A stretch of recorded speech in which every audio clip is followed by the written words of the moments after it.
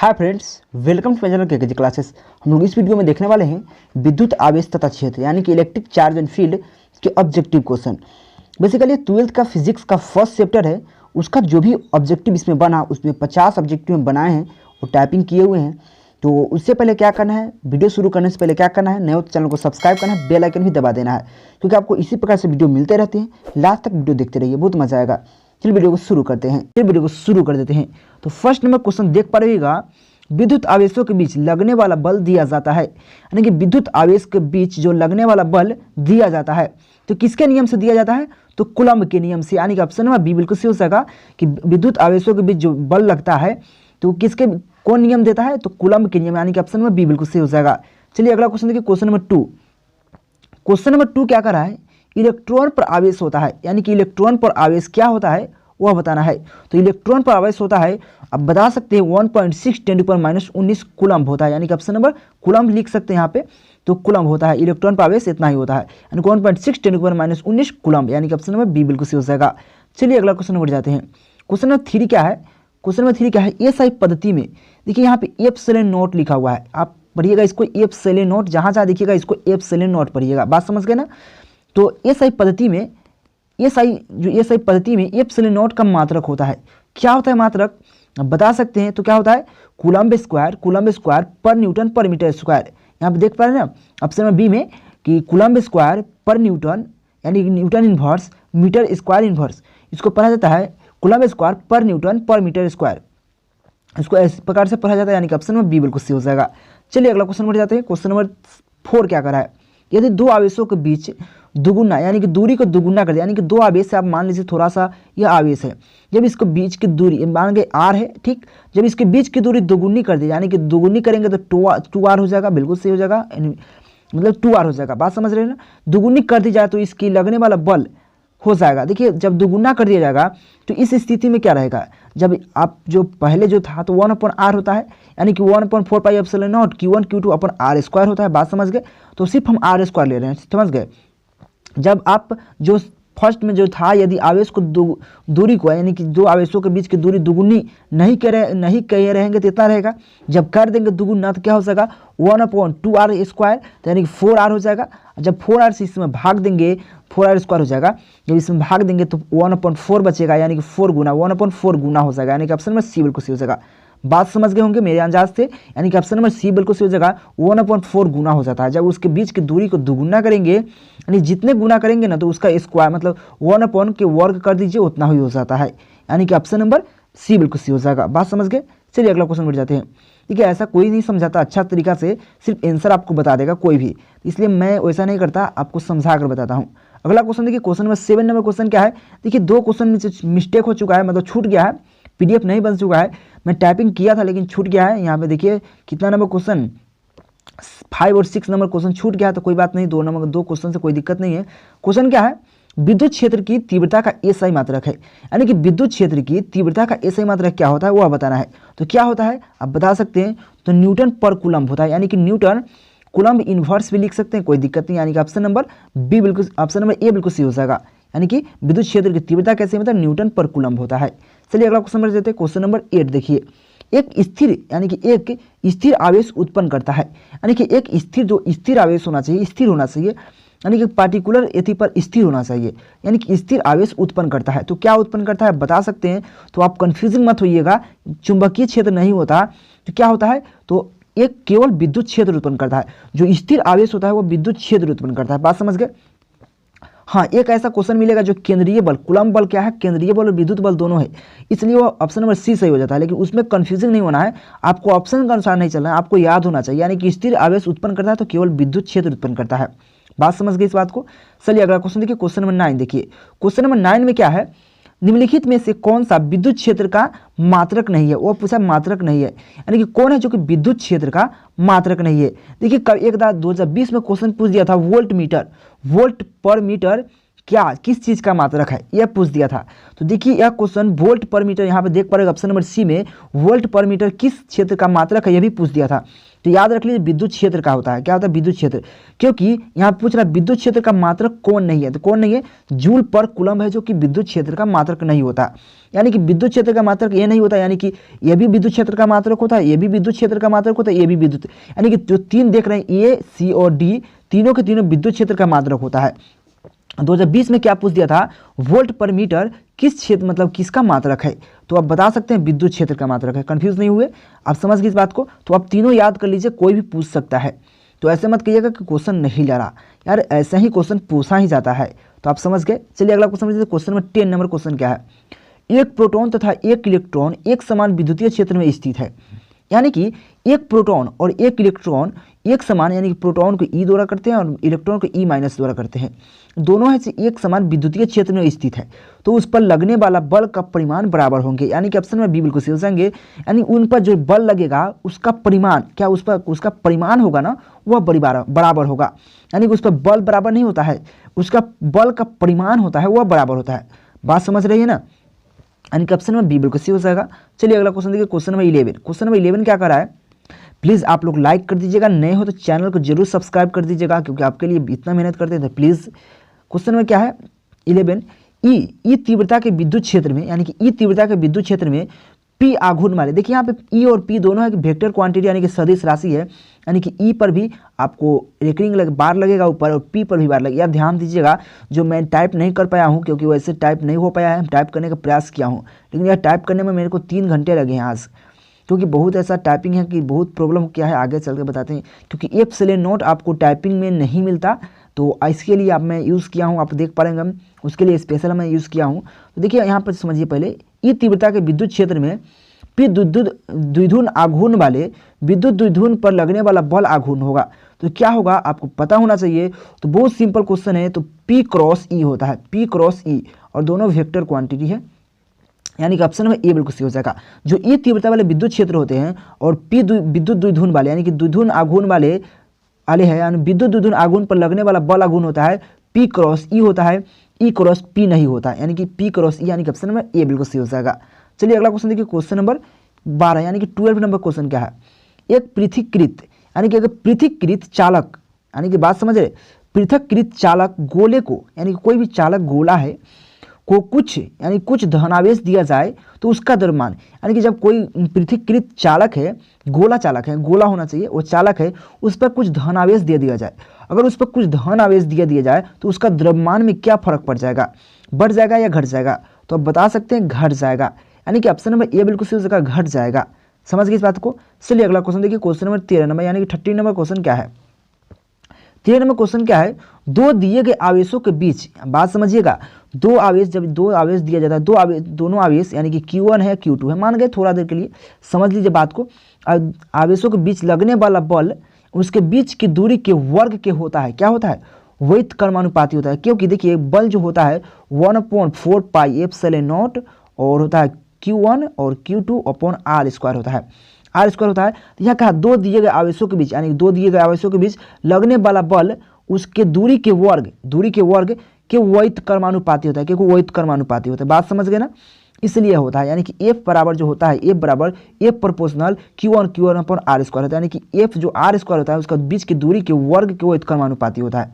बात समझ गए, एक कूलम्ब बल कहलाता है, समझ गए, यानी कि ऑप्शन में बी बिल्कुल सही हो जाएगा। चलिए अगला क्वेश्चन देखिए, क्वेश्चन नंबर 14, यानी कि 14 नंबर क्वेश्चन क्या है, विद्युत क्षेत्र की तीव्रता एक राशि है, यानी कि विद्युत क्षेत्र की तीव्रता एक राशि है, तो क्या है वह बताना है। तो आप बता सकते हैं विद्युत क्षेत्र की तीव्रता एक सदिश राशि है, क्या एक सदिश राशि है, अगर विद्युत विभव कहता है वह एक अदिश राशि है, बात समझ गए, यानी कि विद्युत क्षेत्र की तीव्रता एक सदिश राशि है, यानी कि ऑप्शन नंबर ए बिल्कुल सही हो जाएंगे।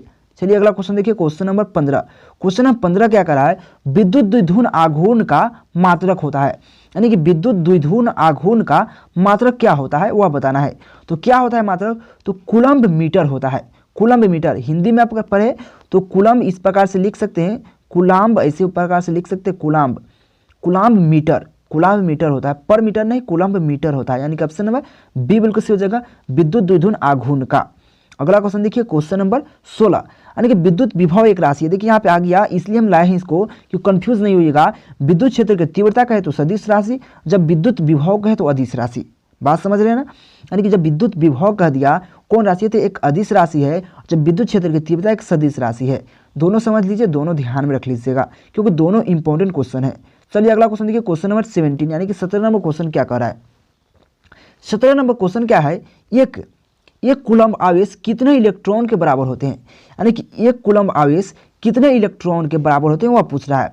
देखिए एक कूलम्ब आवेश कितने इलेक्ट्रॉन के बराबर होते हैं वह बताना है। तो एक कूलम्ब आवेश यानी कि 1 जैसे 1 कीजिएगा 1.6 10 टू पावर 19 कीजिएगा ना, 19 कीजिएगा। जब इसमें इतना भाग दीजिएगा तो आपको 6.25 10 की 18 आ जाएगा। कैसे, तो मैं थोड़ा सा भाग 1 कीजिएगा क्योंकि एक कूलम्ब का है 1/1.6 गुने 10 टू पावर 9 19 रहेगा ना, 10 टू पावर -19 तो 10 टू पावर ऊपर जाएगा तो यानी कि 10 टू पावर 19 हो जाएगा, प्लस में 19। जब प्लस 19 हो जाएगा तो यानी कि यह गायब हो जाएगा, यह गायब हो जाएगा यहाँ से। अब बचा क्या आपको 1.6 से भाग देना है 1 में। तो आप हो सकता है कि आप क्या कीजिए उसमें से एक 10 ले लीजिए, यहाँ पे 10 लिख दीजिए, यहाँ पे 8 लिख दीजिए, यानी कि 18 लिख दीजिए, यानी कि यहाँ पे एक हो गया। यानी कि 1.6 से जब 10 में भाग दीजिएगा तो आपको आएगा 6.25 और यहाँ पे हो जाएगा गुने 10 टू पावर 18। बात समझ गए, इसलिए ऑप्शन में बी बिल्कुल सी हो जाएंगे। इसलिए आप ज़्यादा इधर उधर के चक्कर में नहीं पड़िए, आप भाग देकर देख लीजिए क्योंकि एक कूलम्ब कहा और एक जो इलेक्ट्रॉन है उसका बराबर बोल रहा है तो 1 कर दीजिए, आपका निकल जाएगा। समझ गए इस बात को। चलिए अगला क्वेश्चन पर बढ़ जाते हैं।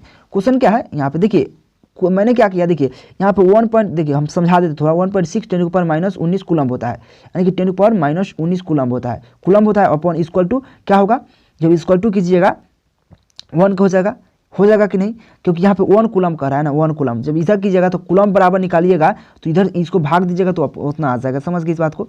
अगला क्वेश्चन देखिए, क्वेश्चन नंबर 18 नंबर क्वेश्चन क्या है, विशिष्ट आवेश यानी कि आविष्ट खोखलीय जो खोखले गोले होते हैं, यानी कि आविष्ट खोखले गोलीय चालक के अंदर विद्युतीय क्षेत्र की तीव्रता होता है। यानी कि चालक के अंदर विद्युतीय क्षेत्र की तीव्रता क्या होता है वह बताना है। तो चालक के अंदर विद्युतीय क्षेत्र की तीव्रता क्या होता है आपको पता होना चाहिए, तो 0 होता है। यहाँ पे ε0/q नहीं होता, यहाँ पे भी Q/ε नहीं होता क्योंकि 0 होता है। क्योंकि कोई भी खोखले गोले के चालक के अंदर जो भी विद्युतीय क्षेत्र की तीव्रता जो होता है ना, तीव्रता उसके अंदर 0 होता है। बात समझ गए, यानी कि ऑप्शन नंबर ए बिल्कुल सही हो जाएंगे। चलिए अगला क्वेश्चन बढ़ जाते हैं।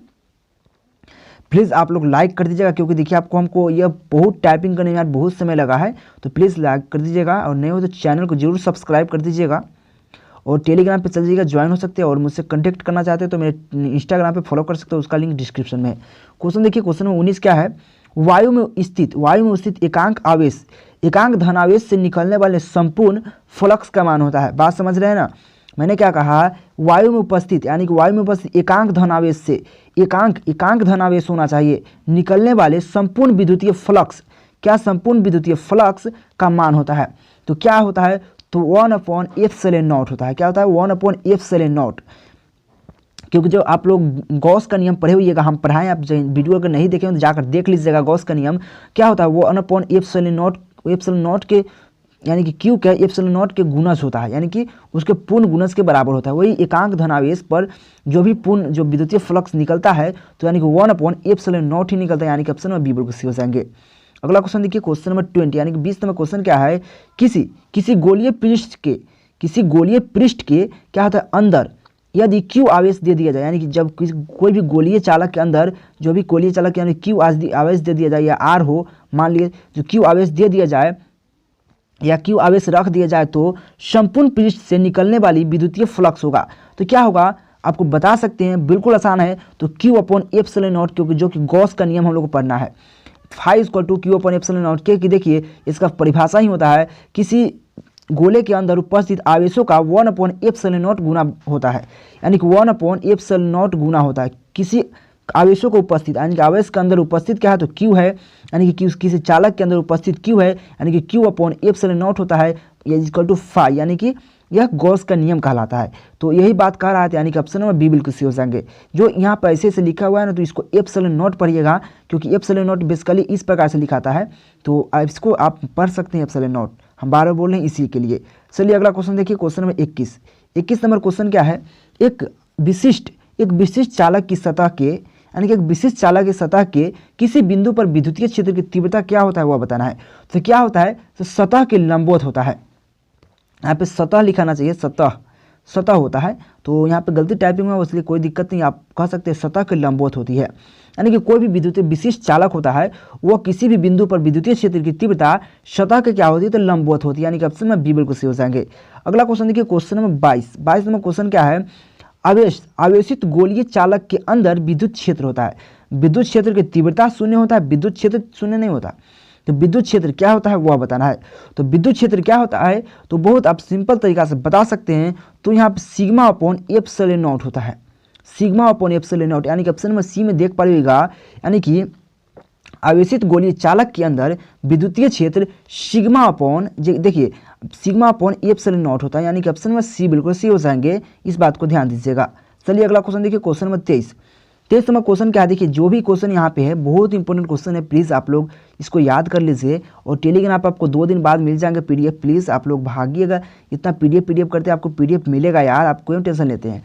यदि किसी खोखले गोलीय चालक के अंदर, यानी कि कोई भी खोखले गोले चालक को धनावेशित किया जाता है, यानी जब कोई भी खोखले गोले चालक के जब धनावेशित किया जाता है तो उसके भीतर विद्युतीय विभव क्या होता है वो बताना है। यानी कि जब कोई भी चालक जो गोलाकार होना चाहिए, गोलीय चालक के अंदर जब उसको धनावेशित किया जाता है तो उसके भीतर जो विभव होता है वह क्या होता है वह बताना है। तो क्या होता है, धनात्मक तथा समरूप होता है, यानी कि ऑप्शन नंबर बी बिल्कुल सही हो जाएंगे, धनात्मक तथा समरूप होते हैं, यानी कि ऑप्शन नंबर बी बिल्कुल सही हो जाएंगे। अगला क्वेश्चन देखिए, क्वेश्चन नंबर 24 यानी कि 24 नंबर क्वेश्चन क्या है, विद्युत फ्लक्स, यानी विद्युत फ्लक्स का एसआई मात्रक क्या होता है वह बताना है। तो विद्युत फ्लक्स का एसआई मात्रक क्या होता है, वोल्ट मीटर होता है, वोल्ट मीटर होता है। लेकिन वोल्ट पर मीटर क्या होता है, अगर वोल्ट मीटर का है, वोल्ट पर मीटर किसका है, तो विद्युत क्षेत्र का है, तो यानी कि ऑप्शन नंबर ए बिल्कुल सही है, वोल्ट मीटर होता है।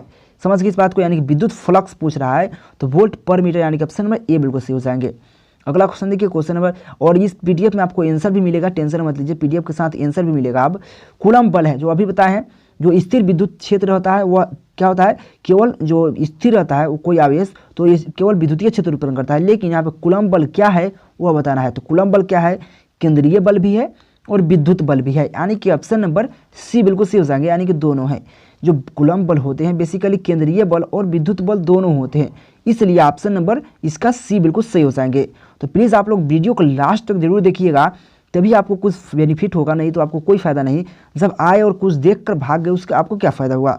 तो प्लीज़ वीडियो तक लास्ट तक जरूर देखिएगा। अगला क्वेश्चन देखिए, यदि समरूप, यानी कि समरूप विद्युतीय क्षेत्र एक्स अक्ष की तल में हो, यानी कि जब समरूप विद्युतीय क्षेत्र कोई एक्स अक्ष की तल, जब एक्स अक्ष है कोई वाई अक्ष है, यहाँ दिए अक्ष है, 3D डायमेंशनल है, यह बात समझ लीजिएगा। जब एक्स अक्ष के तल में दिशा के विद्यमान है, यानी कोई भी एक्स अक्ष के दिशा में विद्यमान है, एक्स अक्ष के दिशा में विद्यमान है, तो क्या है उस पर समविभव होगा, यानी कि समविभव क्या होगा, तो बेसिकली आप बता सकते हैं जब एक्स अक्ष कहा तो वाई जेड तल में होगा, जब वाई कहता तो वाई कहता क्या होगा, एक्स जेड तल में होता, जब जेड कहता तो एक्स वाई तल में होता, यानी कि जो जिसके तल में कहता है वह उसमें से गायब हो जाता है और वह हो जाता है। जैसे एक्स कहा तो इसमें से एक्स किसमें नहीं है, इसमें भी एक्स है, इसमें भी एक्स है, यानी कि यह नहीं होगा, यानी कि ऑप्शन नंबर सी बिल्कुल सही हो जाएंगे। बात समझ गए। चलिए अगला क्वेश्चन बढ़ जाते हैं। क्वेश्चन में देखिए, क्वेश्चन में 27 क्या है, स्थिर विद्युत क्षेत्र होता है, यानी कि स्थिर विद्युत क्षेत्र क्या होता है वो बताना है। तो स्थिर विद्युत क्षेत्र बेसिकली क्या होता है, तो संरक्षी होता है, यानी कि ऑप्शन नंबर ए बिल्कुल सही जगह संरक्षी होता है। समझ गए इस बात को। 28 नंबर क्वेश्चन देखिए, 28 नंबर क्वेश्चन क्या है, जब किसी वस्तु को आवेशित किया जाता है, यानी जब किसी वस्तु को जब आवेशित किया जाता है तो उसका द्रव्यमान क्या हो जाता है, बढ़ता है या घटता है। जब किसी वस्तु को जब आवेशित किया जाएगा तो उसका द्रव्यमान जो होता है वह बेसिकली बढ़ जाता है, क्या होता है, तो बेसिकली उसका द्रव्यमान बढ़ जाता है। समझ गए इस बात को, यानी कि ऑप्शन नंबर ए बिल्कुल सही हो जाएंगे। समझ गए। सॉरी बढ़ेगा नहीं, बढ़ेगा घट सकता है, दोनों हो सकता है। यानी जब कोई भी वस्तु को जब वेरी सॉरी कि इधर उधर हो जाता है ना, तो क्योंकि जब कोई भी वस्तु को जब आवेशित किया जाता है तो उसका द्रव्यमान बढ़ या घट सकता है, यानी कि ऑप्शन नंबर डी बिल्कुल सही हो जाएंगे, क्या बढ़ या घट सकता है। समझ गए इस बात को। चलिए अगला क्वेश्चन देखिए, क्वेश्चन नंबर 29 नंबर क्वेश्चन देखिए। 29 नंबर क्वेश्चन क्या है, बहुत अच्छा क्वेश्चन है। एक एकांकीय चालक के, मतलब एक एकांकी चालक के लिए निम्न में से कौन अनुपात अचर होता है, यानी कि जो एकांकीय चालक होता है उनमें से कौन है जो कि अचर है, तो आपको बता सकते हैं। तो बिल्कुल कुल आवेश अपॉन विभव जो होता है वह एकदम अचर होता है, यानी कि ऑप्शन नंबर ए बिल्कुल सही हो जाएंगे, कुल आवेश अपॉन विभव। समझ गए इस बात को। अगला क्वेश्चन देखिए, यह क्वेश्चन बहुत बार क्वेश्चन पूछा गया, लगभग 2020 में भी क्वेश्चन ये पूछा गया था। क्या है 30 नंबर क्वेश्चन, इलेक्ट्रॉन वोल्ट द्वारा मापा जाता है। क्या इलेक्ट्रॉन वोल्ट द्वारा मापा जाता है? तो इलेक्ट्रॉन वोल्ट द्वारा क्या मापा जाता है आप बता सकते हैं, तो ऊर्जा मापा जाता है। समझ गए इस बात को, यानी कि ऑप्शन नंबर बी बिल्कुल सही हो जाएंगे। चलिए अगला क्वेश्चन देखिए, क्वेश्चन नंबर, आप देखिए यह क्वेश्चन समझ लीजिए, यह क्वेश्चन बहुत इंपॉर्टेंट क्वेश्चन है और यह समझने वाली क्वेश्चन है। देखिए एक विद्युत आवेश का क्वांटम ESU मात्रक में होता है, यानी कि विद्युत आवेश का CGS पद्धति में मात्रक क्या होता है, तो वह होता है EMSU, यानी कि ESU होता है। तो CGS पद्धति में विद्युत आवेश जो होता है, यानी कि जो आवेश जो देखिए ऐसे, अगर SI पद्धति में अगर इलेक्ट्रॉन पर आवेश का मान क्या होता है, तो 1.6 गुने 10⁻⁻19 होता है, क्या SI पद्धति में। लेकिन CGS पद्धति में क्या होता है 4.7 यानी कि 4.8 होता है, 4 बेसिकली 8 होता है, तो कोई दिक्कत नहीं है। 4.8 10⁻ क्या होता है -10 होता है। समझ गए इस बात को, यानी कि जो आवेश पर होता है CGS पद्धति में मात्रक क्या होता है, इसका जो CGS पद्धति में ESU होता है मात्रक, लेकिन इस पर जो चार्ज होता है, क्या चार्ज होता है 4.8 10⁻10 होता है। समझ गए, लेकिन SI पद्धति में यह होता है, जबकि SI पद्धति में यानी कि CGS पद्धति में CGS जो पद्धति होता है वो 4.8 10⁻, लोग वही बात है 7.8 को हम पढ़ सकते 7.78, यानी कि यहाँ पे लिखा हुआ है 4.78 को एक्सपोनेंशियल मान सकते हैं 8, यानी कि बेसिकली 8 होता है, लेकिन यहाँ पे 7.8 दिया है, बोला कोई दिक्कत नहीं है, लेकिन 7.8 ही होता है, लेकिन सब कोई 8 मान के चलता है इसको। इस बात को ध्यान दीजिएगा, अगर 4.8 रहे तो वो भी गलत नहीं है, और गुने 10⁻⁻10 रहे तो ये भी वही है, आवेश पर ESU होता है, यानी कि क्वांटम ESU जो CGS पद्धति का SI मात्रक होता है। समझ गए, यानी कि CGS पद्धति में आवेश पर चार्ज क्या होता है 4.7 10⁻⁻10। देखिए यहाँ पे वही बात है, एक स्टैटिक कूलम्ब होता है कितने कूलम्ब के बराबर होता है, तो बात समझ लीजिए, एक स्टैटिक कूलम्ब कितने कूलम्ब के बराबर होता है। बेसिकली देखिए आप समझ लीजिए, जब इतना बराबर इतना हो जाएगा, क्यों, क्योंकि ये भी आवेश पर चार्ज होता है, ये भी आवेश पर चार्ज होता है, क्योंकि ये CGS पद्धति में होता है, ये SI पद्धति में होता है। क्या होता है ना, तो जब यहाँ पे 1.6 गुने 10⁻⁻19 इक्वल टू कीजिएगा 4.7 यानी कि 4.8 गुने 10⁻⁻10 कीजिएगा कि नहीं। मैं फिर से करने का प्रयास करता हूँ यहाँ पे अच्छा थे 1.6। देखिए आपको हम यह आप आंसर पर मत जाइए, आंसर ऐसे बहुत लगा गलत दिया हुआ है, लेकिन आपको हम बना कर बता रहे हैं, समझिए बात को। 1.6 10⁻⁻19 होता है क्या SI पद्धति में, क्या आवेश पर चार्ज इतना होता है SI पद्धति में, और जो CGS पद्धति में होता है, यानी कि CGS पद्धति में स्टैटिक बोला जाता है, स्टैटिक कूलम्ब, तो उसको क्या होता है 4.8 10⁻⁻10 होता है, -10 होता है, और इतना कूलम्ब होता है, यह कूलम्ब होता है। तो 1 कूलम्ब अगर हम इधर 1 रख लिया कूलम्ब लेकर, अगर इधर भाग दे इतना में हम 1.6 10⁻⁻19 से दे 10⁻⁻19 कर दीजिए, 19 कर दीजिए। जब इतना से भाग देंगे तो हमारा इस कट क्या जगह 3 आएगा यहाँ पे। ओ माय गॉड, 1 मिनट, जब यहाँ पे देखिए उल्टा हो गया था, यानी कि इससे जब इससे में भाग दीजिएगा, इससे इसमें, यानी कि इतना कूलम्ब होगा ना, यानी कि यहाँ पे 1 कूलम्ब, इसको इसमें भाग दीजिएगा तो आपको निकल के आएगा क्या, आप बता सकते हैं कितना आएगा, तो यहाँ आएगा 1/3 गुने 10⁻⁻9 आएगा, यानी कि ऑप्शन नंबर डी बिल्कुल सही हो जाएंगे। देखिए यहाँ पर नहीं बन पा रहा है, आप डायरेक्ट इतना में आपको इतना से भाग दीजिए, इतना में इतना से भाग दे देना है, तो आपको आ जाएगा 1.3, तो 1/3 10⁻⁹ हो जाएगा। बात समझ गए, इतना कूलम्ब हो जाएगा, यानी कि ऑप्शन नंबर डी बिल्कुल सही हो जाएंगे। यह गलत है, यह भी गलत है, यह भी गलत है, इस बात को ध्यान दीजिएगा। और यह आपको आप विश्वास नहीं है तो ऐसा जगह आप कोई अच्छे टीचर से पूछिए तो यही बताएंगे, जो कि यही होता है बेसिकली। यहाँ CGS पद्धति और SI पद्धति का माजरा था, जो कि बच्चे को समझ नहीं आता, और सभी जगह ये आंसर यह दे दिया है, लेकिन गलत है। समझ गए, अगला क्वेश्चन देखिए, क्वेश्चन नंबर 33। यह भी क्वेश्चन बहुत इंपॉर्टेंट है, यह क्वेश्चन बहुत इंपॉर्टेंट है, बात समझना होगा। यह भी है एक, यानी कि एटम मास यूनिट, इसको हिंदी में मतलब इसका फुल फॉर्म बोलते हैं, एक AMU बराबर होता है। इसको अगर हम इसका फुल फॉर्म देखें तो एटम मास यूनिट होता है, फुल फॉर्म होता है इसका एटम मास यूनिट, यानी कि एक एटम मास यूनिट बराबर होता है, यानी कितना, यह बात समझ लीजिए। अगर कभी भी यह दिखता है तो ग्राम में दिखता है, तो कितना आता है 1.660 गुने 10⁻⁻24 ग्राम होता है। क्या होता है -24 ग्राम होता है, बेसिकली इतना होता है। लेकिन आपको ये कन्फ्यूजिंग करने के लिए देखिए 1.6 दिया तो कोई दिक्कत नहीं है, यानी कि 2 डिजिट गैप कर दिया, उसलिए कोई दिक्कत नहीं। लेकिन 10⁻24 दिया, ग्राम दिया, लेकिन आपको पूछा किस में, तो आपको पूछा केजी में है, और ये 2020 में क्वेश्चन पूछ दिया था। तो भाई केजी में जब पूछेगा तो आप उसमें 1000 से भाग देना पड़ेगा ना, क्योंकि जब 1000 से भाग दीजिएगा किसी में ग्राम में, जैसे 1 ग्राम में अगर 1 केजी में बदलना हो तो उसमें 1 केजी 1000 से भाग दीजिएगा तो उतना केजी हो जाएगा। तो वही बात है, जब 1.6 में गुने 10⁻24 है, -24 अगर करे उसमें अगर जब 1000 से भाग दे देंगे यानी कि 3 बढ़ जाएगा, यानी कि 27 हो जाएगा, यानी कि केजी में बदल जाएगा, यानी कि 1.6 10⁻27 केजी हो जाएगा। तो अब इसको याद रखिए, अगर ग्राम में अगर यहाँ ग्राम पूछे तो यह आंसर हो जाएगा, अगर केजी पूछे तो यह आंसर हो जाएगा। समझ गए इस बात को, इसलिए मैं दोनों समझा दिया हूँ। अगला क्वेश्चन देखिए, क्वेश्चन नंबर 34 नंबर क्वेश्चन क्या है। 34 नंबर क्वेश्चन क्या है, 1 कूलम्ब आवेश बराबर डेस कितना होता है ESU में। तो यह बहुत सिंपल है, 3 × 10⁹ होता है, 10⁹ यह बहुत सिंपल है, यानी कि ऑप्शन नंबर ए बिल्कुल सही हो जाएंगे। तो यह ज़्यादा समझने वाली बात नहीं है। अगला क्वेश्चन देखिए, क्वेश्चन नंबर 35। देखिए अभी हम बताए हैं एप्सिलॉन नॉट का मात्रक क्या होता है। आप इसका कमेंट बॉक्स में जवाब दीजिए, यह दोनों गलत है, यानी कि यह नहीं हो सकता, यह दोनों में से आंसर आप बताइए। देखिए आप लिख सकते हैं ये फराडे पर मीटर लिख सकते हैं, ऐसे इन्वर्स लिख सकते हैं, कोई दिक्कत नहीं है। यानी कि इस दोनों में से आपको आंसर में कमेंट करना है कि एप्सिलॉन नॉट का मान क्या है, ऐसा मात्रक क्या होता है, कमेंट बॉक्स में आंसर दे सकते हैं, नहीं तो आपको हम अगले वीडियो में बता देंगे। अगला क्वेश्चन क्या है, आवेश का बीमा है।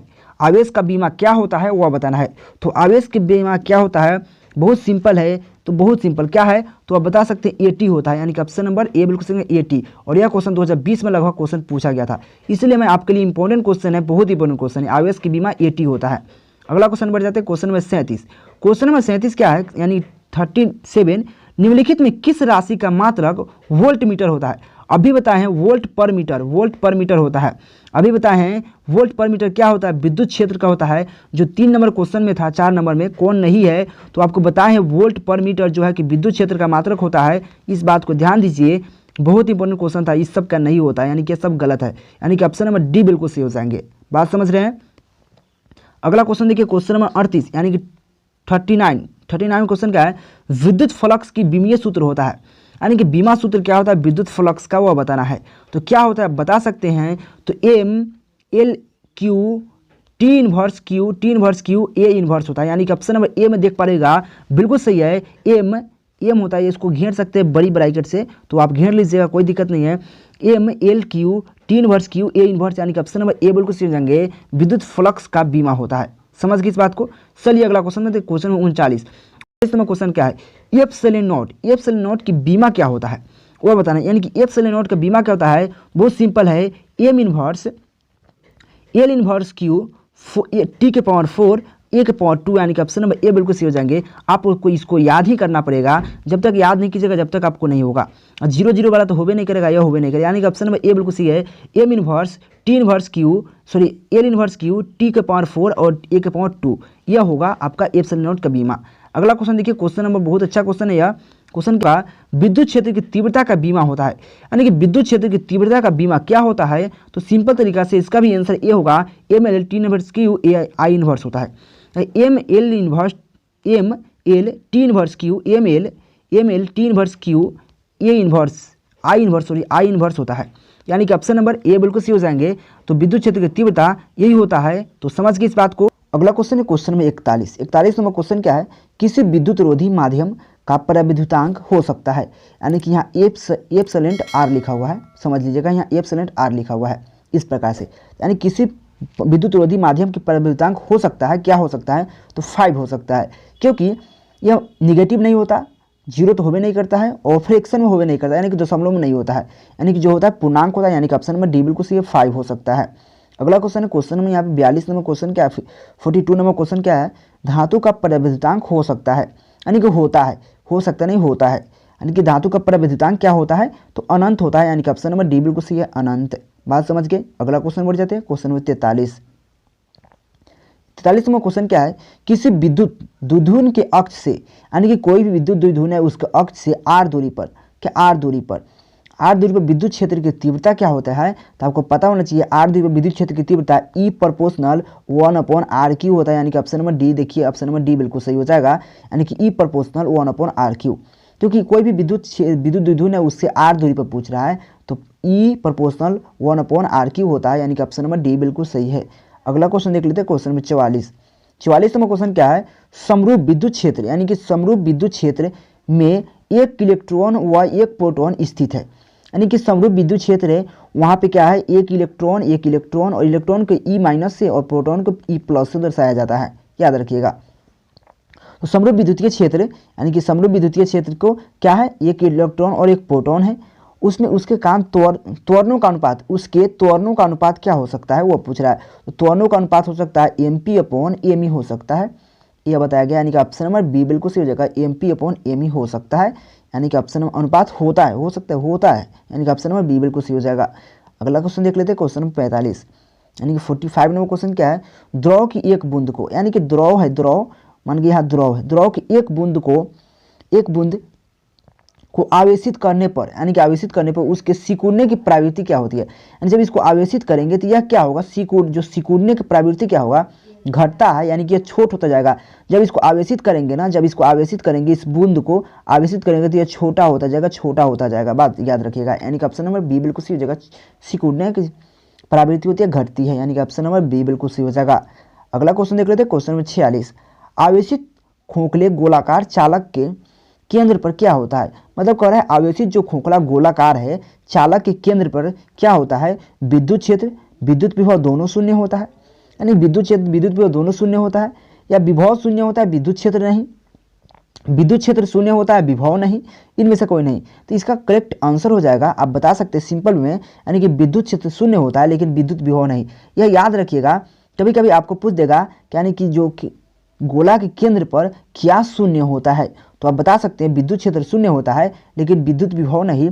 यह लपेटा गया क्वेश्चन थोड़ा है कि चालक के आवेशित जो गोलाकार केंद्र पर क्या होगा, यानी कि आवेशित खोखला गोलाकार चालक के केंद्र पर क्या हो सकता है, तो विद्युत क्षेत्र शून्य हो सकता है लेकिन विद्युत विभव शून्य नहीं होता, यानी कि ऑप्शन नंबर डी बिल्कुल सही हो जाएगा, इसमें कंफ्यूजिंग मत करिएगा। तो इतना ही क्वेश्चन था, क्वेश्चन नंबर मतलब 46 को क्वेश्चन रखे थे हम, मतलब इस वीडियो में, यानी कि फर्स्ट चैप्टर का ऑब्जेक्टिव पूरा खत्म हो चुका है, इतना ही काफ़ी हो गया आपके लिए, जितना बना है उतना बनाए हैं। तो वीडियो कैसा लगा जरूर बताइएगा, नए हो तो चैनल को सब्सक्राइब कीजिए, बेल आइकन भी दबाइए, क्योंकि इसी प्रकार से आपको वीडियो मिलते रहेंगे। और सब्जेक्ट यानी कि हर चीज़, हर मतलब बोर्ड के लिए इंपॉर्टेंट क्वेश्चन भी लास्ट में करा देंगे, टेंशन मत लीजिए। तो यहाँ पे अभी चलिए चैप्टर बाय चैप्टर लेकर चलते हैं। तो आपका यह फर्स्ट चैप्टर का हो गया, अब सेकेंड चैप्टर आएगा, थर्ड चैप्टर आएगा। तो thank you watching for this video. अगर वीडियो पसंद है तो प्लीज़ लाइक करना, सब्सक्राइब और दोस्तों को जरूर शेयर कीजिएगा। Thank you.